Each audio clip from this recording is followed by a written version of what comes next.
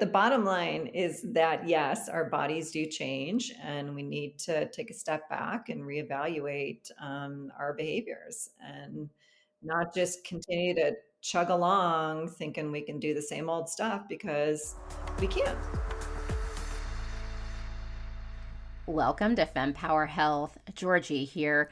Menopause is a life stage that 50% of the global population experiences. However, today, if you look up what menopause is, I am not kidding you, this is what it says. It is very common, more than 3 million US cases per year. Treatment can help, but this condition can't be cured. Okay, everyone, it is not a condition, it is a life stage, and there aren't cases because we are women and it is a life stage. And so, because of this, we are going to continue to talk about menopause. And I am so pleased to bring to you Anne Garnier, and she is the founder of Lisa Health. She has actually collaborated with the world renowned Mayo Clinic to develop the Midday app. Today, you're going to get a real treat because Anne has built digital health companies and used that expertise plus her own experience going through perimenopause and menopause to build this app. So we are both going to talk about our own experiences because I have just hit the post-menopause stage of life, but she's also going to share with us what she has seen in the market around the different types of products that are being developed, whether it be apps, supplements, or telehealth companies that are supporting women through menopause. So if you're trying to figure out how you can resolve your own symptoms, you're going to learn a little bit about what's out there in the market so you can make the best choices for you. So take a listen to this informative and fun conversation. And thank you, Anne, for being a guest and sharing your expertise. And for those of you who want to learn more about the different stages of perimenopause and menopause, please do check out my Spotify playlist where I list out all the episodes from other expert guests. Okay, so now let's hear from Anne. What I really wanted to cover today, and I'd love for you to start by introducing yourself, is I've done so many episodes on perimenopause and menopause, and they're definitely popular episodes. Women really want to better understand this phase of life. And to date, I've already covered things like what is perimenopause and menopause. I've talked about some of the symptoms. I know some have spoken about intermittent fasting being a solution from a dietary perspective. I've covered an episode on that. Some of the hormone changes. So lots of different things that we've covered. And I'm really excited to connect with you today because, I think you can offer some interesting perspective on some of the work that you're doing in the menopause space. And I also have some top questions that women tend to ask about this phase of life. And so I wanted to be able to cover those with you. So what I thought we could do is first you give an introduction about who you are and your background and what you're up to now. And then we can dive into this very important and awesome topic. Well, I'm super excited to be here and have this conversation with you. It's so critical that we continue to work to spread the word, to help women understand this very complex life stage. And I always deliberately call it a life stage because it's 30 plus years of your life. It's not just a single point in time or an event that's happening and then it's going to go away. It really is like, for example, your reproductive stage of life. It's your non-reproductive stage. So a little bit about me. I've worked in healthcare technology my whole career. So several decades now, helping to start and grow venture-backed startups. My interest has always been using advanced technology to improve patient outcomes and access to care. And along the way, I had the good fortune to work on several women's health initiatives, including some of the earliest tech-enabled solutions for high-risk pregnancy, preterm birth, and fertility.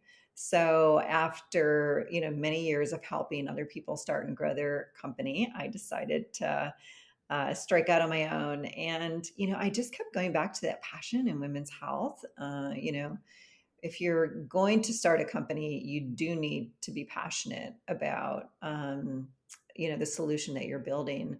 I had moved beyond my reproductive years, so I was really digging into, what was happening to women's health after 40, right? It's one of the most underserved areas of healthcare. And it just, as I was researching, things like breast cancer and heart disease, saw that menopause was just probably the most underserved of all of the potential issues women can encounter in midlife. So I just started to really dig in and get sort of fascinated by what was happening to women, and it just coincided. It was sort of a funny thing. It just coincided with my own menopause transition. So now I am sitting there experiencing all of these symptoms, right? And so there's nothing like, experiencing a problem firsthand. And I figured, gosh, if it was this hard for me and I'm this like super knowledgeable and empowered healthcare consumer, like, what is this like for the average woman? So I just became, I mean, I don't even think passionate is like a strong enough word to express how I felt about building a solution, a tech enabled solution that would really support women on this menopause journey, but I think importantly, really transform the whole experience into one that was empowering, positive, and really allowed women to thrive. Absolutely. I, by the way, do want to announce, because it's important to advocate and be proud of this phase of life, but I am now officially postmenopausal. Wow. And Yay. thank you. Congrats. And I was laughing because when I was celebrating, I decided to have a glass of champagne. And as I was sipping it, I started feeling a little hot flash. So it was very funny. I was like, well, this is appropriate.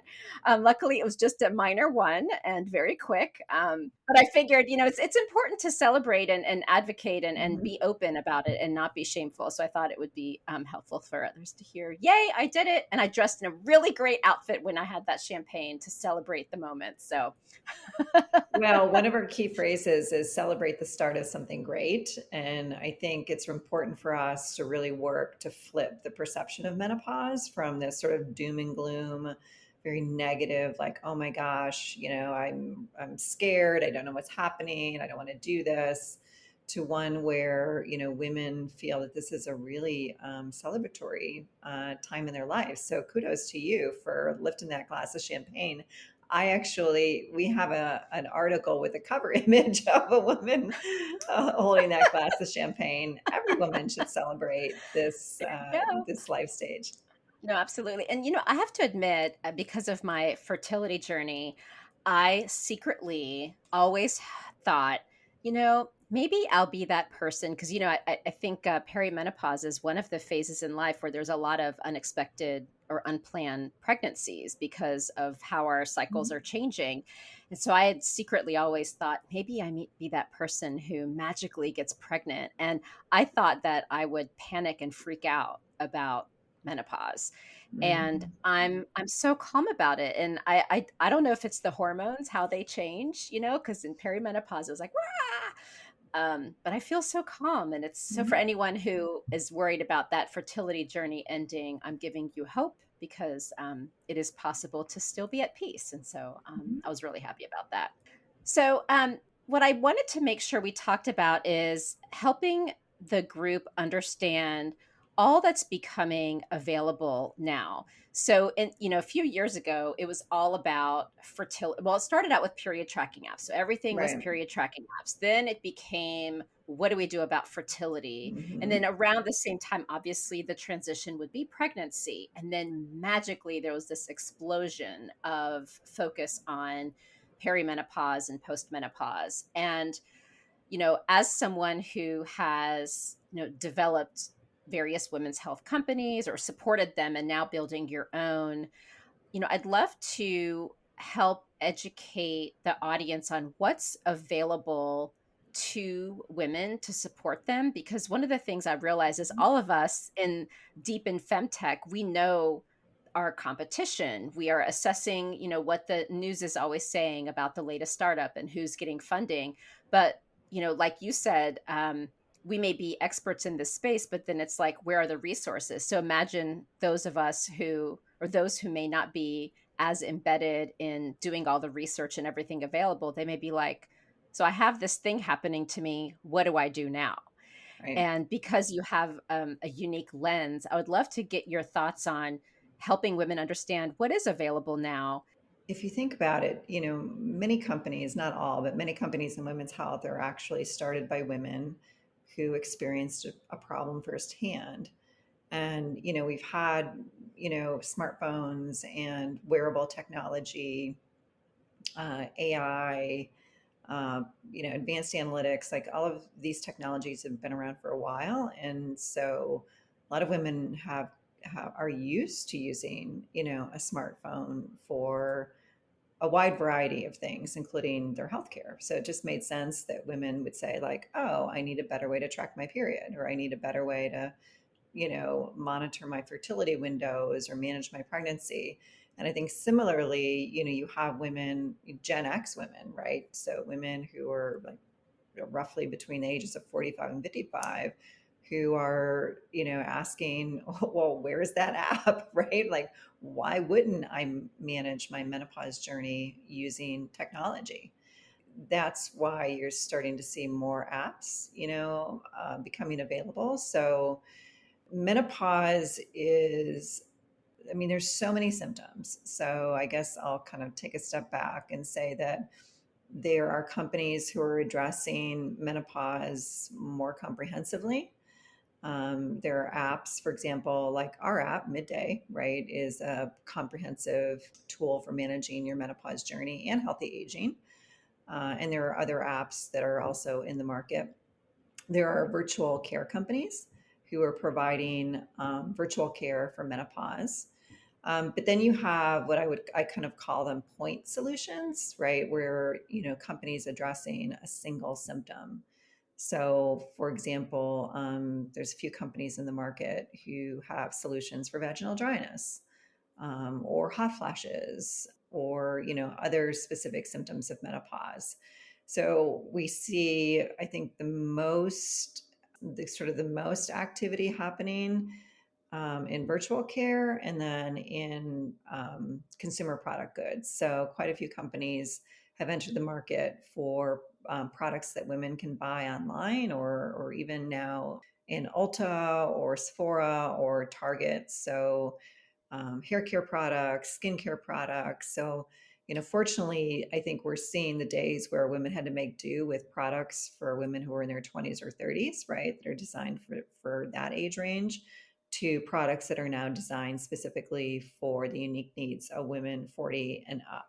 As someone who, like, if I'm a woman who's just struggling with these symptoms, like, how do I find the resources and how do I know what are the things that work for me because of how these products are regulated? So that's like one example. So we've got celebrities marketing all these things. So I may think a celebrity is great, so I'm going to go follow them. And this is not makeup. This is something where we're dealing with symptoms where some people have really severe ones.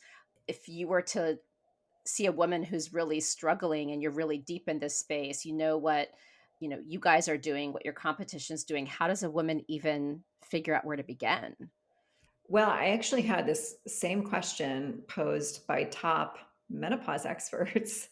They have, women coming to them every day saying, what products and services can I trust? And it's even difficult for the experts to know that. So there's a few ways to sort that out. One is to, you have to do your homework and investigate who is behind this company, right? Do they have healthcare experience? Do they have clinical experience? Is there an advisory board that has, the kind of experience one would look for? Is the product science backed?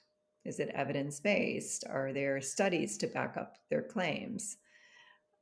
You do have to do a little bit of homework. And, we heard from women over and over again that this is all very confusing. And on top of that, they don't have the time. to do all of this research. So part of our mission, at Lisa Health and in developing our Midday app is to create this evidence-based and science-backed one-stop shop, right? A resource that women can trust, that we've done all the legwork and we have top experts who have participated in developing the solution. When it comes to products, for example, we have members of the community try the products and give us feedback so that the products that are in our marketplace do have at least community feedback. But we also look as to, again, whether those brands have involved experts into the development of their products, whether they've done any work to validate their claims. Those are the things that I would advise women to look for. And for certain products, of course, FDA approval is really key. There's a lot of conversation about custom compounded bioidentical hormone therapy, which, unless you have a clinical reason like an allergy, or something along those lines, I would steer clear. There've been an investigative report and a small study that have looked at these custom compounded hormone therapy products and found that they vary, or deviate quite widely from what was actually prescribed. And so you really want to make sure that you're using products that have been FDA approved. So if you're thinking about hormone therapy, we actually have a feature in the app that was developed by top experts to help women make decisions about hormone therapy, to educate them. But work with a trained clinician around what your needs are, and have those conversations about the options that are available. But I would stick with FDA approved options. So talk to us. I guess one, it would be helpful to understand Lisa Health versus the Midday app. So maybe you can just Sure. explain a little bit about that and paint that picture, and then we can take it from there. Sure. So Lisa Health is the company and Midday is our app. When we were working on the app, we wanted it to have a certain feeling to the experience and to the brand. And midday is when the sun is at its highest point in the day, when it's its strongest and brightest. And we felt that that was just so perfect for women in midlife, because that's, in my opinion, when women are at their very, very best and at their peak is in midlife. But Midday is an app. It's leveraging advanced technology like artificial intelligence and wearables to really support women in a very personalized way. So there's certainly a lot of apps out there, but they're, from an experience perspective, somewhat generic. And what we learned from talking to, well, we did a beta with over 6,000 women, and we heard very consistently, I'm unique, right? I want a solution that's really personalized to me. And I do think that's what women deserve. We're all as unique as a snowflake. So Midday is designed to personalize this journey to you, from what's happening physically and emotionally, and then deliver the therapeutic support to manage your symptoms, but also to promote healthy aging. I don't think we talk enough about preventative care and aging and the opportunities to do that, really early in this menopause journey, and what that means, like what the implications are of thinking about that much earlier than, say, your doctor and the government, like the CDC, would say you need to be thinking about it. Right. And, I love that you guys are using AI to help customize that journey, because someone who may be listening and saying, oh, I'm unique. This is not to clarify. This is not to say someone is, so maybe like, oh, come on, you're not that special. Or someone may have like a reaction to that. What I think is important to emphasize is that we truly all experience the symptoms in different ways for a variety of reasons and have different triggers. So, are you all assessing, like, I don't know how much information people are having to input, but are you able to help women even identify triggers like maybe there was a sleep issue and it was because they ate this, that, and the other. Like, is that also part of what you're helping women figure out? And as a result, do you provide guidance on what to do instead? Yeah. So one of the features, for example, you can log your hot flashes, which I highly recommend. I did that myself early in my menopause journey before I had the benefit of midday, because the hot flashes were really bothersome, and I wanted to figure out how to make them stop. I was interested in hormone therapy, but I wanted to try some holistic solutions first to see if that moved the needle. I always start with lifestyle whenever possible, right? For kind of making the leap to a pharmaceutical option. So by logging your hot flashes and your triggers, you start to see patterns emerge, and it doesn't take long for that to happen. A week or two of data is really sufficient to give you a pretty good picture of like, wow, anxiety is like causing half of my hot flashes, or that red wine that I have in the evening with dinner, is sparking a lot of hot flashes after 9 o'clock at night. So maybe I should drink a little less, or kind of move that to maybe like a once a week treat, or maybe even have that glass of red wine a little earlier in the evening, so maybe it's less impactful on my sleep. But we based on what those triggers are, then we're able to deliver more targeted support. So again, you're not getting the generic, like, here's the 30 things you can do for hot flashes. If your trigger is caffeine, you're going to get supportive recommendations on managing your caffeine intake. Okay. One question I do have is, as one transitions between perimenopause to postmenopause and then, continues to age, do triggers affect you differently? So, for you were just bringing up like wine. I'm actually chuckling because I mentioned the thing about sipping the champagne, and a friend of mine just texted me, and she's like, a few weeks ago, she's like, I can't drink red wine; it gives me a migraine. And she just texted me today, and she's like, I think I'm done with alcohol. Full stop. I just can't do it anymore. And so, sorry to bring up the alcohol part, but everyone is like loving the wine and like enjoys it with dinner, and now everyone's having migraines. And so, it just begs the question of like, there's hot flashes, migraines, and all these different triggers. So, where does that Sure. change happen and the fluctuation? Or is that again different as a snowflake to each of us? Well, it is, I think, different, across women, right? I mean, there's certainly some things that are consistently reported, in the literature, that we do see some consistent patterns, but, there's still so many factors that can influence what your triggers are of, say, hot flashes. For those women who, feel like alcohol is a trigger, whether it's for hot flashes or for migraines, there's a few things you could experiment with. So one is to do an elimination diet, and just see specifically, or do you have any food sensitivities? As we age, we can develop food sensitivities. It's not necessarily even menopause related. It's just a function of aging. So I just feel like it's a good idea, to do that elimination diet, and obviously it would be better to do it with a dietitian who can supervise that, and guide you through that process. But for example, when I did it, and I'd had headaches, my whole adult life, and doctors always said, "Oh, it's stress related. You just work too hard. These are tension headaches." Well, guess what? As part of the elimination diet, when I cut out gluten, headaches went away. Okay.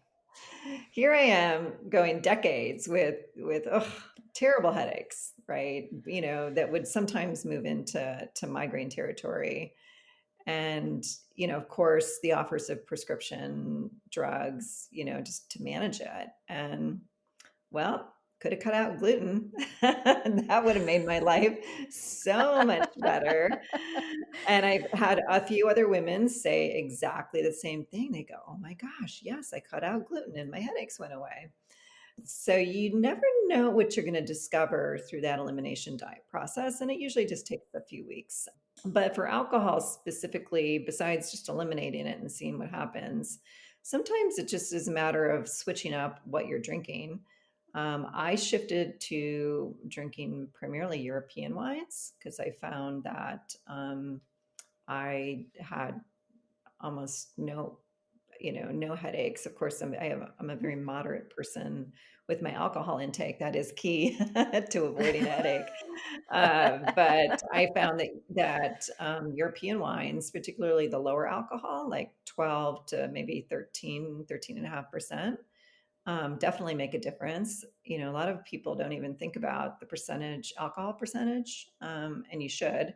I've had other women who found success with switching off of wine to, say, vodka or tequila, which is, also plant based. As long as you watch your mixers, because once you start mixing cocktails, there's usually a lot of sugar that goes into those drinks. So now you're adding like quite a few calories to your daily intake. And then, of course, I don't think it's a good idea for women to up their sugar intake. In fact, I think they need to definitely dial back the Oh, yeah. sugar for sure, because we know that diet is linked to brain health, and sugar is not good for us for many reasons.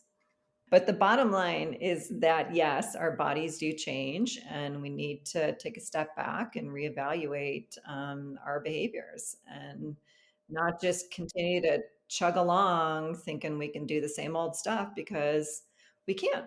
We might be able to kind of reframe things as treats, right? I have maybe something sweet once a week kind of thing. If you're trying to lose weight, like, you've got to start cutting calories. We do have to make changes. Another interesting symptom that I experienced, and I still have it once in a while, and I don't know if you've seen people reporting that weird, consistent wake up time. It's just, I'm like, it's always 2 a.m. No matter what time I go to bed, even. It doesn't matter. My clock is just off. Well, if you have behaviors that are known to be sleep disruptive, like sugar, right, in the evening, alcohol in the evening, right? Like those are just known triggers of sleep disruption. So you need to, either cut those out or dial them back, right? So instead of having two glasses of wine, drink one, maybe not white wine, maybe switch to red wine, maybe have that glass of wine a little earlier in the evening so you have time to metabolize it. I know for me, I mean, fortunately, I do not have a sweet tooth. My husband does, but I do not. But I know on the occasion where I have a dessert in the evening, I can just say, like clockwork, I will be up around 1 in the morning. And also struggle to get back to sleep. It'll take a few hours for my brain to sort of wind back down. Same is true of champagne. I absolutely adore champagne or sparkling wines, but boy, those are a big trigger of sleep disruption. I think as we age, it's really important to pay attention to sleep hygiene. And that's not just things, like the things that you eat or your supplement regimen. It's also things like, are you checking your phone in the few hours before bed, right? Looking at that work email that now all of a sudden is going to send your brain into, this tailspin, right? Or reading that text message, from a family member or friend that is upsetting to you, that's going to get your brain going. It's going to make it much harder to fall asleep.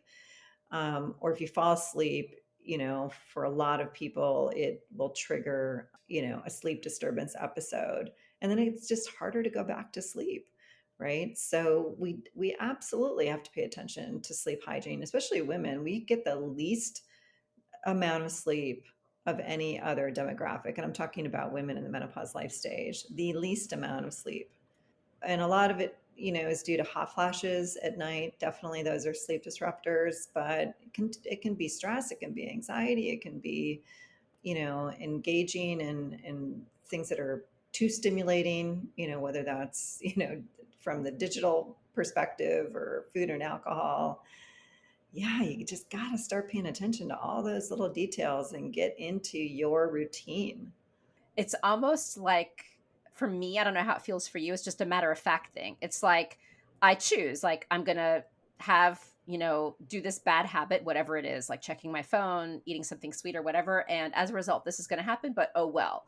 But it's not like this panic. And I guess I'm also coming off of the fertility treatment. That was constant panic of like, am I going to be pregnant this month? Am I going to be pregnant this month? Right, right. But this is just more like, it is what it is. And I choose or I don't. And that's what happens. And so I'm curious if you feel the same or if you've seen that feedback from those who are using the Midday. I think what you're talking about is, when you understand, what the drivers are of your symptoms, uh, then that knowledge is like power, right? Yeah. And with that power comes control. And so you can now choose, right, to have that glass of champagne in the evening, knowing it's going to wake you up. But you might be like, hey, I'm in a really celebratory mood. It's fine. I don't have to get up early the next day. I can sleep in a little bit. I'm going to go ahead and do this. Or you can choose to not, have that glass of champagne and say, no, my good night's sleep is more important to me because I have an important meeting or activity the next day, or I just really want to get a good night's sleep. It's not Yep. worth it. A lot of women Yeah. are, they just raise their hand and they say, you know what, this particular behavior not worth it anymore. Just how you mentioned earlier on the podcast about some of these women who are not drinking anymore, for a variety of reasons, it's just not worth it to them. Yeah, absolutely. So, one thing I do want to call out is not once have we discussed blood tests. And so some may say, oh, I need to go to my OBGYN and get my blood work done. So, tell us about blood work and menopause symptoms and perimenopause symptoms. So, does someone need to get blood work? And if they get blood work, what does it tell them versus not tell them? Well, I want to be really clear with your listeners. I am not a doctor. I've had many of my colleagues say that I should, like, I'm an honorary clinician because I do really geek out on all of the sort of medical and scientific details. But I'm not going to answer this question from the position of being a medical expert. And I'm going that's to answer fair. the question from the position of someone who's talked to a lot of top medical experts about whether or not, I'm assuming you're alluding to, should you ask your doctor for a test to know if you've reached menopause or if you're in perimenopause? I think that's the question you're asking. No, I guess where I was coming at it from is more, some have even said, I'm experiencing these symptoms. Maybe I Mhm. can go figure out if my hormones are out of balance. And Right, what I'm hearing from the experts is like it's symptom based. Full stop. Like your hormones change so much, especially in perimenopause. Like if you get your hormones checked on this day, it may be different 2 weeks from now. And so the hormone check levels of themselves, trying to inform how to do it with your symptoms, isn't as right, helpful as one might right. think. It's more prefacing what are the symptoms, figuring out triggers, and managing it that way. That's correct. So, Okay. bottom line is, you're wasting your money unless a physician feels that for some other reason they need to order those tests. You're basically wasting your money if you're just trying to figure out, like, am I in perimenopause? Have I reached menopause? Your hormones change throughout the day, not even like day to day or week to week. Your hormone levels are fluctuating throughout the day. So those tests are generally not very helpful. From the hormone replacement therapy, I'd love to get just whatever perspective you'd like to offer based on what you're learning through your app and talking to the many women and experts in this space. Just, considerations or themes that you're seeing that might be helpful for listeners to hear about. Sure. We now call it menopausal hormone therapy rather than hormone replacement therapy. So according to the experts, if you are a much younger woman who's experienced menopause prematurely, in those instances, yes, they are seeking to replace your hormones. But, as a woman who is menopausal and is interested or using hormone therapy, it's not so much about replacing the hormones. So just to kind of clarify that piece of things. But I think we just can't say enough that there is so much misinformation about menopausal hormone therapy because of some studies that were done several decades ago now. So we're still dealing with the aftermath of that, where the data was interpreted in a way that created a scare around hormone therapy, potentially causing breast cancer or significantly increasing breast cancer risk. So many women stopped using hormone therapy. Many doctors stopped prescribing it. And, those studies the data was reanalyzed, and, the information was republicized, sort of the damage had already been done. And since then, there have been many studies that have shown that, for most women, hormone therapy is very safe. But what we always recommend is that women get educated and seek out someone who is a menopause care expert, who's been certified as a menopause care expert, to have shared decision making discussion and to understand the risk benefit ratio for you. Now, we know that it can be hard for women to access, those experts, because let's just face it, there's not that many of them out there. So that's why in Midday, we have a tool that was actually developed by experts at the Mayo Clinic that can help you understand whether or not hormone therapy is right for you, and gives you that science-backed, evidence-based education. And then you can take that and print it out, or PDF it and bring it to your clinician, um, and have a conversation with that individual. We also have virtual care as an option in the app as well. So if you don't have a clinician, or you're concerned they're not responsive, to your needs in this menopause life stage, then you have the option to request a virtual care appointment. Are these visits covered by insurance, or are you not there yet? Because I know that a lot of folks kind of start out with the service and over time evolve into getting things covered. I'm curious where you are in that Sure. stage of the business. Well, so I think what's unique about Midday is that we have partnered with the Mayo Clinic. They collaborated with us on the development of our app, but they are also providing virtual care. So you're getting really top experts in menopause and midlife women's health. But Mayo Clinic does take insurance. They take most insurance. So they will work with you to evaluate whether or not the virtual care visit will be covered by insurance. So, is there anything else that you want to add about this partnership? Because when I had met you at the Women's Health Innovation Summit, I also met some of the Mayo Clinic, colleagues that you've been working with. So, tell me a little bit more about that partnership. If there's anything additional you want to share, because I think that's such a unique and important thing that I noticed about your company. Sure. Well, as I mentioned at the beginning, I've been in the healthcare technology space, for several decades, and in developing solutions have always worked with key opinion leaders, clinical and scientific experts that can help inform the development of a high quality, responsible solution to whatever healthcare problem that we were tackling. So, when it comes to menopause, it's a very lengthy, complex life stage. And it's essential that I think any company in this space is putting together, a team internally, as well as through an advisory board and relationships like the one we have with Mayo Clinic, that can support them to develop, a science-backed, evidence-based solution. And again, I mean, those are the kinds of things you want to look for when you're evaluating a product or service in this space. Okay. Well, I'm really impressed, and I have the app, and I love the alerts that I'm getting. But no, it's fantastic, and it's just been great to see what you've built.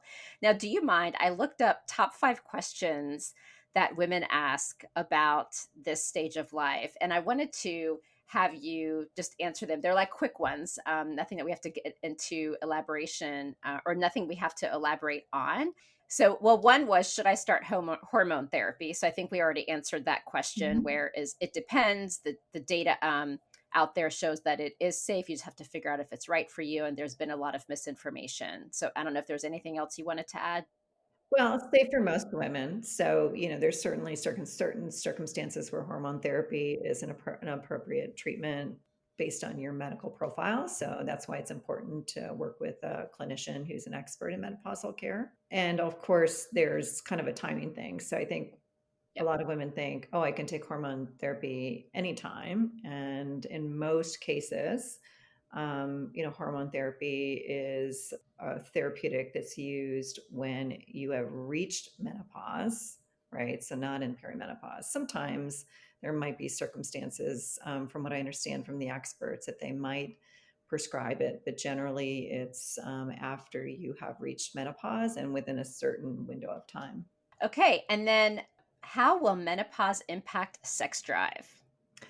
Ooh, yes. For a lot of women, it impacts their sex drive quite a lot. I mean, we characterize it as low libido. That's typically what you'll see in some of the education materials, or maybe if you're filling out symptom questionnaires. But it basically means that, yeah, you're just not in the mood. And I think the ripple effect there is it can cause a lot of problems in relationships where your partner is expecting to continue to have, an intimate relationship, and you just are so not not there.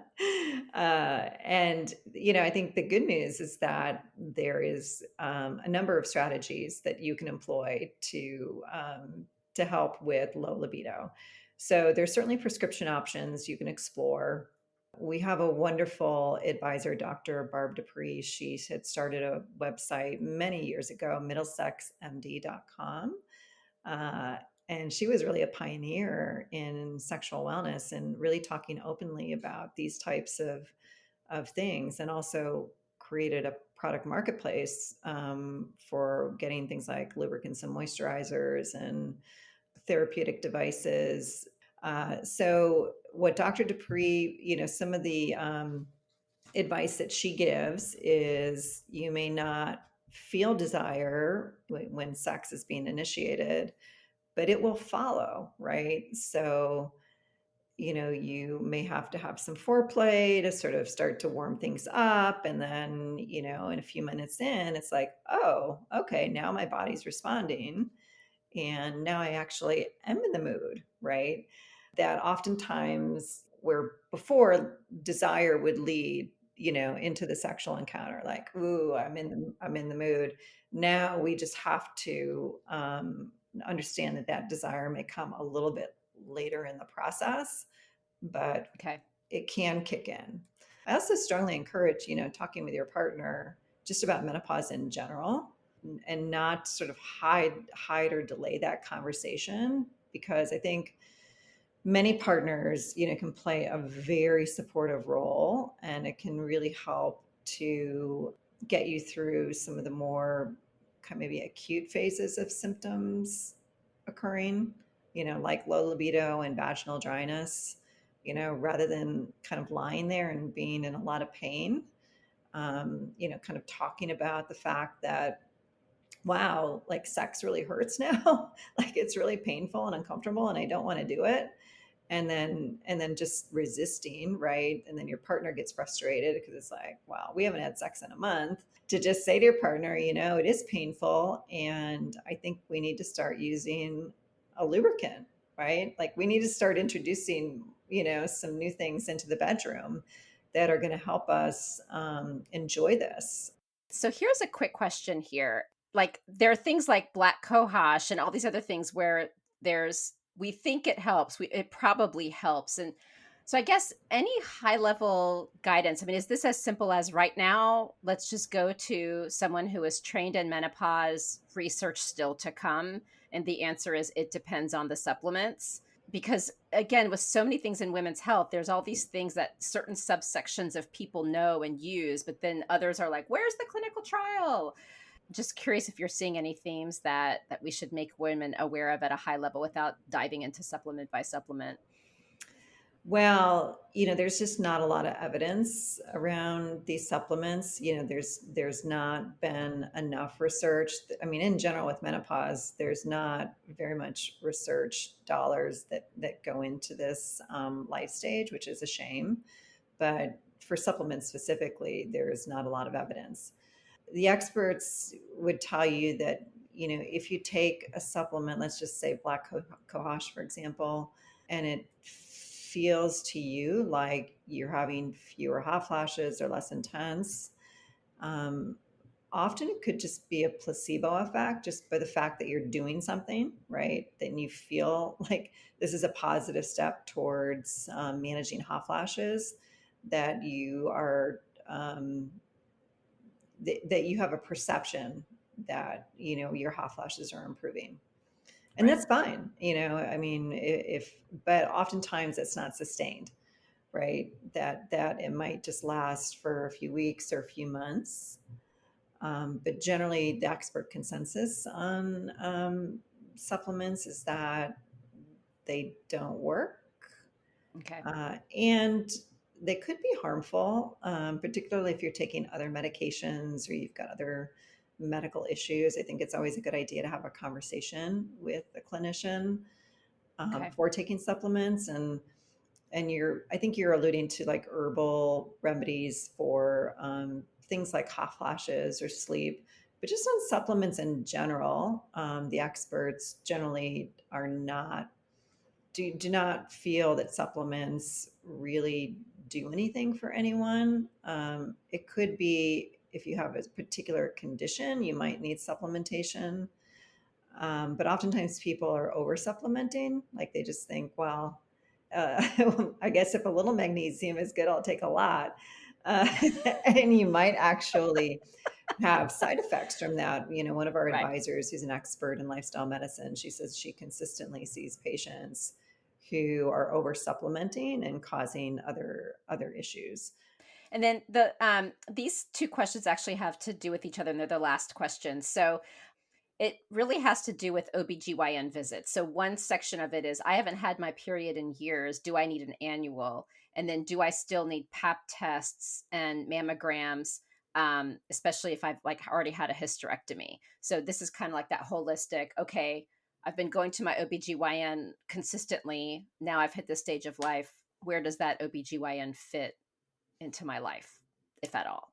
Well, again, I'm not a clinician, so I'm not going to weigh in on things like, pap smears and mammograms. But I think, a once a year, I call it a well woman visit, is always a good thing, because I think we want to make sure that, we're potentially catching anything early, right? And your doctor can recommend, the right interval for you for things like pap smears and mammograms. But there is something to be said for being proactive about your Yep. health and engaging in preventative care. I still go. I'm in my late 50s, and I still go to my well woman visit every year. I'm still getting mammograms and pap smears. I think my pap is like every 2 years now, because I just want to make sure that if there's anything that those tests could potentially pick up, like breast cancer or cervical cancer, why not? It's covered by insurance. Absolutely. Nope. Great, great point. But are there any closing thoughts, any takeaways, or anything I missed that you want to make sure you share before we close? Well, I think I touched on it a couple of times, but I really strongly encourage women to look forward to this life stage. I mean, I think for me and for many women I know, this has just been the most amazing, absolutely the most amazing chapter of our life. And I think it's what you make of it, right? So going into it with a positive attitude and I'm going to crush it and I'm going to do all these things that I wanted to do for a long time, but maybe because I had, kids I was raising or, just other priorities, like now it is my time and I'm going to just reap the benefits of all of this wisdom and experience. I mean, I just think just go for it, right? Like don't let this, these perceptions of menopause like get up in your head and get, approaching this time of your life of thinking, "Oh my god, I'm getting old." It's like, "No, no. You're as old as you want to feel." Like in my head, I'm like 35 years old, right? Thank you. I So feel the same way. exactly. So please, please, just think about this as just like just a whole wonderful new chapter of your life. Oh, thank you. Well, thank you so much for leveraging your background to build this company and to create such a great network to be part of the advocacy and solutions for some of these symptoms in this life stage. Because I think it'll really play into all of women's health, not just this stage of life. So thank you so much. Thank you. It was such a pleasure to be on the show. Thank you for joining me today on Fempower Health. If you'd like to continue the conversation, please follow me on social media. I am most active on Instagram, LinkedIn, as well as TikTok. You can also subscribe to the weekly newsletter if you want to stay off social media to get the latest and greatest updates. And you can find the link to that either on my website, fempower-health.com, which is a hub to all the different health topics I've covered over the past 5 years, or you can go to the show notes where there's links to all the helpful resources that are relevant to this discussion. And if you know of someone in your life who would benefit from this information, please do pass this along, because that is how we can ensure this important information reaches those who need it most. And for anything that is discussed medically, please understand that none of what we share on Fempower Health is medical advice. It is all for information purposes only, and only a conversation between you and your doctor can give you the care that you need. Thank you very much.